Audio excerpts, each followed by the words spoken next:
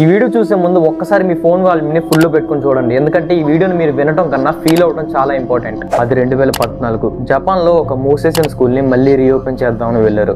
అక్కడే ఉన్న ఒక క్లాస్ రూమ్ బోర్డు మీద ఫ్రెష్గా చాక్ పీస్తో రాసిన టెక్స్ట్ అనేది కనిపించింది. ఆ టెక్స్ట్ ఏమన్నదంటే, నీకోసం క్లాస్ మళ్ళీ మొదలవుతుంది. సో వాళ్ళకి డౌట్ వచ్చి అక్కడే ఉన్న సీసీటీవీ కెమెరాని ఓపెన్ చేసి చూస్తే అక్కడ ఉన్న ప్రతి ఒక్కరు ఆ వీడియోని చూసి షాక్ అయిపోయారు. సో ఆ వీడియో మీకు చూపించడానికి అయితే నాకైతే పర్మిషన్ లేదనమాట, కానీ ఆ వీడియోని రీక్రియేట్ చేసి ఏఐతో మీకు ఫ్రెష్గా చూపిస్తాను. సో అదైతే చూసేయండి. కరెక్ట్గా అర్ధరాత్రి 2:17కి స్కూల్లో ఉన్న బెల్ రింగ్ అయింది. క్లాస్ రూమ్ డోర్స్ ఆటోమేటిక్గా ఓపెన్ అయ్యాయి. చూస్తే ఒక్క పర్సన్ కూడా లేడు.